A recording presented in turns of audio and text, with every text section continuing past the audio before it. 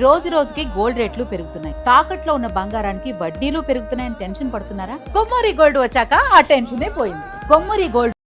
Hi channel. Present మనతో పాటు దాము బాలాజీ గారు సీనియర్ జర్నలిస్ట్ ఉన్నారు. వారితో ఒకసారి మాట్లాడదాం. నమస్కారం సార్. నమస్తే సార్, హీరోయిన్ సమంత గారి దగ్గర నుంచి ఒక సినిమా వచ్చింది, మా ఇంటి బంగారం అని చెప్పేసి. సో ఆమెకున్న ఫాలోయింగ్ తో ఈ సినిమా మీద కాస్త బజ్ ఏర్పడింది. మరి సినిమా మెప్పించిందా లేదా, ఒక సూపర్ హిట్ సమంత గారు కొట్టారా లేదా, మీరు రివ్యూ అండి సార్ ఈ సినిమా మీద. మూడేళ్ల గ్యాప్ తర్వాత సమంత తెలుగులో యాక్ట్ చేసింది. అలాగే director Nandini Reddy and Samantha last cinema Oh Baby మంచి హిట్ అయింది కాబట్టి మంచి బజ్ వచ్చింది. అలాగే రాజ్ నెడుమోడికి కూడా ఫ్యామిలీ మ్యాన్ సిరీస్తో మంచి పాపులర్ అయ్యాడు. సో తర్వాత వీళ్ళిద్దరికి పెళ్ళైనాక కలిసి చేస్తున్న సినిమా కూడా ఇదే కాబట్టి ఇక్కడ మంచి బడ్జ్ అయితే ఏర్పడింది. మామూలుగా అయితే ఫిమేల్ ఓరియంటెడ్ సినిమాలకి ఇంత బడ్జ్ రాదు, కానీ సమంత, రాజ్ నెడుమోరు, తర్వాత నందిని రెడ్డి వీళ్ళ కాంబినేషన్లో మంచి బడ్జ్ ఏర్పడింది. ఇది ఈరోజు రిలీజ్ అయింది. దీని రివ్యూ ఎలా ఉందని చూద్దాం. సో దీని సెన్సార్ కూడా దీనికి పాజిటివ్గా ఇచ్చింది. యాక్చువల్గా U13 ఇచ్చింది, UA13. సో దాని తర్వాత 2 గంటల 34 నిమిషాలు దీని లెంగ్త్ ఉంది. ఇక దీంట్లో యాక్టర్స్ చూసుకున్నప్పుడు సమంత రూత్ ప్రభు, దిగంత్ మంచాల్ అని అతను, గౌతమి చైతన్య, శ్రీముఖి, తర్వాత గుల్షన్ దేవయ్య, వీళ్ళు ప్రధానంగా కాస్టింగు. ఇక టెక్నికల్గా వచ్చినప్పుడు BV Nandan Reddy director, Raj Nidimoru screenplay, Raj Nidimoru and Vasanth ఇద్దరు కలిసి స్క్రీన్ ప్లే చేశారు. అట్లాగే దీని ప్రొడక్షన్ మళ్ళీ సమంతనే చేసింది. ట్రూ లాలా మూవింగ్ పిక్చర్స్ పేరుతో ఆమె ఓన్ ప్రొడక్షన్ ఇది. అట్లాగే సంతోష్ నారాయణ్ తమిళ్ మ్యూజిక్ డైరెక్టర్ దీనికి మ్యూజిక్ చేశారు. ఓం ప్రకాష్ కెమెరా చేశారు. కథగా తీసుకున్నప్పుడు ఇది కొన్ని వందల సినిమాలు వచ్చిన కథనే. అంటే భాష, ఫర్ ఎగ్జాంపుల్, అంటే ఒక మామూలు వ్యక్తి ఒక ఫ్లాష్ బ్యాక్, ఆయన ఫ్లాష్ బ్యాక్లో డాన్ కావచ్చు, లేదా పెద్ద పోలీస్ ఆఫీసర్ కావచ్చు. ఇది హాలీవుడ్ సినిమాలు అయితే నేను ఒక్కొక్క హీరోవే 10 వచ్చి ఉంటాయి. వాడు జేసన్ స్తాథమ్ అని ఒక హీరో ఉన్నాడు, అతను ఎవ్రీ ఇయర్ ఒకటి వస్తూ ఉంటుంది. ఇదే సేమ్ థీమ్ అనమాట. ఒక మామూలు వ్యక్తి ఎక్కడో మామూలుగా ఉంటాడు, సడన్గా ఏదో జరుగుతుంది, ఫ్లాష్ బ్యాక్ ఓపెన్ చేస్తారు, అతను ఫ్లాష్ బ్యాక్లో పెద్ద సిఐఏ లేదా మిలిటరీ లేదా పెద్ద గ్యాంగ్స్టరు. సో సేమ్ కథ అనమాట. అలాంటిదే ఈ కథ కూడా. అంటే సమంత ఒక ఉమ్మడి కుటుంబంలోకి చిన్న కోడలుగా ఎంటర్ అవుతుంది. పెళ్ళి ఏర్పాట్లు జరుగుతున్న టైంలో చాలా మృదువుగా, చాలా సాధువుగా, అలా అణిగిమణిగి ఉండే కోడలు, మంచిగా ఉండే కోడలు, అలాగా అంటే టిపికల్ కోడళ్ళు ఉమ్మడి కుటుంబాలు ఎలా చూపిస్తారో మంచి ఉత్తమ కోడల్లాగా ఉంటుంది. బట్ ఆ అమ్మాయికి ఒక ఫ్లాష్ బ్యాక్ ఉంటుంది, అందులో ఒక వైలెంట్ క్యారెక్టర్ ఉంటుంది. సో అది ఎలా, ఇప్పుడు దానివల్ల వచ్చిన ప్రాబ్లమ్స్ ఏమిటి, ఈ ఫ్యామిలీని తను ఎలా ప్రొటెక్ట్ చేసింది, ఇది బేసిక్గా అంటే ఆడభాష అనుకోవచ్చు. అటువంటి కథ ఇది. స్క్రీన్ ప్లే 2 జానరాలు మిక్స్ చేశారు. మామూలుగా నాకైతే చాలా వరకు కృష్ణవంశీ ఛాయలు కనబడింది. ఆ ఫ్యామిలీ సెటప్ అవన్నీ కూడా కృష్ణవంశీ సెటప్. అవి లైఫ్లో మనకు బయట ఎక్కడ అటువంటి సెటప్లు కనబడవు. అది ఒకప్పుడు మణిరత్నాన్ని, బాపుని కలిపి కృష్ణవంశీ ఒక టానిక్ తయారు చేశాడు. అదే ఈమె కూడా కృష్ణవంశీ దగ్గర పనిచేసింది కాబట్టి నందిని కూడా ఆ టానిక్కే, ఆ ఫార్ములాని ఇక్కడ కూడా కనబడుతుంది. అంటే మనకి మురారి ఛాయలు చాలా వరకు కనబడతాయి ఆ ఫ్యామిలీ సెటప్లో. అలాగే ఇంకా బోల్డ్ సినిమాలు మనకి ఇట్లాంటివి తెలుగులో కూడా వచ్చేస్తాయి. అంటే ఈ 2 సెటప్లు కూడా కొత్తగా లేవన్నమాట. ఏది ఫ్యామిలీ సెటప్ కానీ ఇటు బ్యాక్గ్రౌండ్.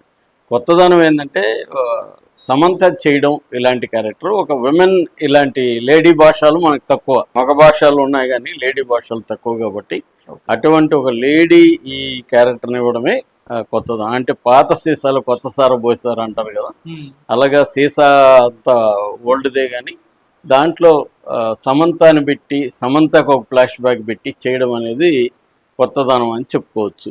సో ఇంకా ఇది బేసిక్గా కథ. స్క్రీన్ ప్లే కూడా ఇందాక చెప్పినట్టుగా ముందు ఇది రావడం, ఈ ఫ్యామిలీలో కూడా కిచెన్ పాలిటిక్స్ ఉంటాయి. ఫ్యామిలీలో ఈ అమ్మాయిని యాక్సెప్ట్ చేయకుండా ఉండే ఇబ్బందులు అవన్నిటిని అమ్మాయి ఎలా చేసింది. దీంట్లో మళ్ళీ ఫ్యామిలీ అంటే కామెడీ, మనకు చాలా సినిమాల్లో కామెడీలు చూస్తాం మనం. అలాగా కామెడీ క్యారెక్టర్లు ఉంటారు. సో ఇలా జరిగిపోతా ఉన్న టైంలో ఆ అమ్మాయి ఒక ప్రమాదం రావడం, అక్కడ నుంచి ఫైట్, అక్కడ నుంచి ఫ్లాష్ బ్యాక్ ఓపెన్ చేస్తారు. ఫ్లాష్ బ్యాక్ తర్వాత ఈ ఫ్యామిలీని ఎలా కాపాడింది, ఇదే స్క్రీన్ ప్లే కూడా బేసిక్గా ఇలాగే వెళ్తుంది. అయితే ఫస్ట్ హాఫ్ నిజానికి సెకండ్ హాఫ్తో పోలిసినప్పుడు ఫస్ట్ హాఫ్ కొంచెం బెటర్గా ఉంది. అంటే ఈ కామెడీ, కుకింగ్ కామెడీ ఒకటి బాగా వర్కౌట్ అయింది. అట్లాగే టెంపుల్ సీక్వెన్స్ ఒకటి బాగుంది. తర్వాత ప్రీ ఇంటర్వెల్ ఫైట్ సీక్వెన్స్ కూడా బాగా చేశారు. సో స్క్రీన్ ప్లే పరంగా కొత్త మెరుపులు ఉరుములు అట్లేం లేవు. నిజానికి రాజనెడుమూరు, కృష్ణ వీళ్ళిద్దరి జంట మంచి సినిమాలు తీశారు. ఇటు హాలీవుడ్లో తీశారు, తర్వాత హిందీలో తీశారు, తర్వాత సీరియల్స్ కూడా మంచిగా తీశారు, వెబ్ సిరీస్ కూడా. కానీ ఇక్కడికి వచ్చేసరికి టెంప్లెట్నే ఫాలో అయినట్టుగా, అంటే భాష కూడా మళ్ళీ బెటర్ టుమారో అని హాంకాంగ్ సినిమా నుంచి భాషను తీసుకున్నారు. భాష అండ్ అమితాబ్ బచ్చన్ హమ్, ఈ రెండు కూడా అక్కడి నుంచి వచ్చాయి. మళ్ళీ భాష నుంచి మనకి పిల్ల భాషలు, సమరసింహారెడ్లు, ఆనాయుళ్ళు, ఇంద్రాలు ఇవన్నీ మళ్ళీ అక్కడి నుంచే అనేకం వచ్చేసాయి అనమాట. అట్లాగే హిస్టరీ ఆఫ్ వైలెన్స్ అనే కూడా ఒక పాపులర్ సినిమా హాలీవుడ్లో ఉంటుంది. సో ఇవన్నీ నేను చెప్తున్నట్టుగా అన్ని భాషల్లో తీసుకుంటే కొన్ని వేలు వచ్చుంటాయి సేమ్ ఫార్మేట్లో. అదే ఫార్మేట్లో ఉంది కాబట్టి స్క్రీన్ ప్లేలో కొత్తదనం అయితే లేదు, ప్రజెంటేషన్లో కూడా కొత్తదనం అనేది మనం దీంట్లో వెతకడం అనేది అనవసరం. కాకపోతే కొన్ని చోట్ల మనకి కామెడీ, యాక్షను, ఈ అమ్మాయి పెర్ఫార్మెన్స్ ఇవి వర్కౌట్ అయినాయి. అంటే సమంత చేయడం వల్ల కొంత కొత్తదనం అన్న ఫీల్ అయితే వస్తుంది. సో ఇది బేసిక్గా. ఇక పర్ఫార్మెన్స్ విషయానికి వస్తే సమంతకి ఈ మొత్తం సినిమాని సమంత భుజస్కంధాల మీద మోసింది. అంటే 2 వేరియేషన్స్ ఉన్న క్యారెక్టర్ చేయడం సమంత అంటే ఒక రకంగా బెస్ట్ పెర్ఫార్మెన్స్లో ఒకటిగా సమంత చెప్పుకోవచ్చు. మనకి ఫ్యామిలీ మ్యాన్ 2లో కూడా సమంత ఎల్టీటీ అమ్మాయిగా చాలా బాగా తీస్తుంది. సో ఆ యాంగిల్స్ కొన్ని కనబడతాయి, దాంట్లో కూడా యాక్షన్ సీక్వెన్స్లు అవన్నీ ఉన్నాయి కాబట్టి అటువంటి ఇవి కనబడుతుంది అన్నమాట. సో అందువల్ల ముఖ్యంగా కళ్ళతో చాలాసార్లు మంచి హావభావాల్ని సమంత పలికించింది. సో సమంత పెర్ఫార్మెన్స్ ఈ సినిమాకి అసెట్టు. ఈ సినిమా నిలబడుతుందంటే కారణం కూడా సమంతనే ప్రధానంగా. మిగతా ఆర్టిస్టులని పెద్దగా ఉపయోగించుకోలేదు డైరెక్టర్ కానీ, స్క్రీన్ ప్లేలో కానీ. మిగతా వాళ్ళకి పెద్ద ఇంపార్టెన్స్ లేదు. దీంట్లో అత్యంత మైనస్ ఏంటంటే క్యారెక్టర్ల పరంగా వీక్ విలన్. ఎప్పుడైనా కూడా స్ట్రాంగ్ విలన్ ఉండాలి. ఇప్పుడు మనకి యాక్షన్ సినిమాలో, హాలీవుడ్ సినిమాలో ఫార్మేట్ ఏంటంటే స్ట్రాంగ్ విలన్ ఉంటాడు, విలన్ని ఆపడమే హీరో చేయాల్సిన పని, హీరోకి వేరే పని ఉండదు. ఎందుకంటే విలన్ ఆపకపోతే పలానా రోజు లోపల అమెరికా నాశనమో, లేకపోతే ప్రపంచ నాశనమో, లేకపోతే ఏదో అటువంటి ఒక డెడ్ లైన్ పెడతారు. ఆ విలన్ని హీరో ఆపాల. జేమ్స్ బాండ్ సినిమాలంతా ఇవే ఉంటాయి. రేసింగ్ అగైన్స్ టైం అంటారు. టైము డెడ్ లైన్ ఉంటుంది, ఆ డెడ్ లైన్ లోపల ఇతను పరిగెత్తాలి హీరో, ఇతనికి ఏవో అడ్డంకులు ఉంటాయి. ఇది ఫార్మేట్ హాలీవుడ్లో కూడా. ఎప్పుడైనా కూడా స్ట్రాంగ్ విలన్ ఉంటే హీరో ఎలివేట్ అవుతారు. దీంట్లో మైనస్ వచ్చి వీక్ విలన్ ఉండడం, స్ట్రాంగ్గా లేదు విలన్. దానివల్ల సమంత క్యారెక్టర్ ఇంకొంత ఎలివేట్ అవ్వాల్సింది. అక్కడ మనకి క్లియర్గా ఆ ప్రాబ్లం కనబడుతుంది. ఇక టెక్నికల్ విషయానికి వస్తే కెమెరా చాలా బాగా చేశారు. అంటే ఆ ఫ్యామిలీకి సంబంధించి మంచి రిచ్ కలర్స్ ఉంటాయి కదా, RGB కలర్స్, అవన్నీ కూడా బ్రహ్మాండంగా చేసుకుంటూ వచ్చారు. అవి బాగున్నాయి. అక్కడ ఈవెన్ ఆర్ట్ డైరెక్షన్ కూడా చాలా బాగా చేశారు, కంటికి ఇంపుగా అవన్నీ బాగున్నాయి. కానీ యాక్షన్ సీక్వెన్స్ని మళ్ళీ చాలా బాగా చేశారు. అంటే ఆ పేసింగ్ కూడా అవన్నీ పర్ఫెక్ట్గా కుదిరాయి. ఇక మ్యూజిక్ అయితే మాత్రం అనీవన్గా ఉంది, కొన్ని చోట్ల బాగుంది. యాక్చువల్గా రాజనారాయణ బ్రహ్మాండమైన మ్యూజిక్ డైరెక్టరు, మన కబాలి లాంటి సినిమాలు చాలా బాగా చేశాడు. కానీ ఇక్కడికి వచ్చేసరికి బ్యాక్గ్రౌండ్ స్కోర్ అంత ఎఫెక్టివ్గా లేదు. మరి ఆయన కొట్టాడా, అసిస్టెంట్లు కొట్టారో తెలీదు, అంత ఎఫెక్టివ్గా బ్యాక్గ్రౌండ్ స్కోరు లేదు. అది అంటే టెక్నికల్గా మ్యూజిక్ కానీ బాగానే ఉంటాయి, పాటలు కూడా అంత గొప్పగా లేవు. ఇట్లాంటి వాటికి పాటలు, మన కృష్ణవంశీ బలం అదే, పాటలు చాలా బాగుంటాయి. కాబట్టి ఆ సీన్లన్నీ కూడా మామూలు సీన్లు అయినా కూడా పాటలు మ్యూజిక్ వల్ల మనకి బాగా ఎలివేట్ అవుతాయి. అది ఇక్కడ మైనస్ అయింది. ఈయన సంతోష్ నారాయణ్ సరిగ్గా మ్యూజిక్ని ఈ సినిమాకి తగినట్టుగా చేయలేకపోవడం అనేది కనబడుతుంది. కొన్ని చోట్ల బాగుంది కానీ ఓవరాల్గా బీజిఎం అంత గొప్పగా లేదు, పాటలు కూడా లెట్ డౌన్ అని చెప్పాలి. సో అది మేజర్ ప్రాబ్లం టెక్నికల్గా. ఇక ఎయిటింగ్ పరంగా 2 గంటల 34 నిమిషాలు దీనికి అనవసరం. ఒక 15 మినిట్స్ లేపేయచ్చు. లేపేస్తే మరింత క్రిస్పీగా ఉండేది. మరి ఎందుకు అంత లెంగ్త్ పెట్టారు అనేది తెలీదు.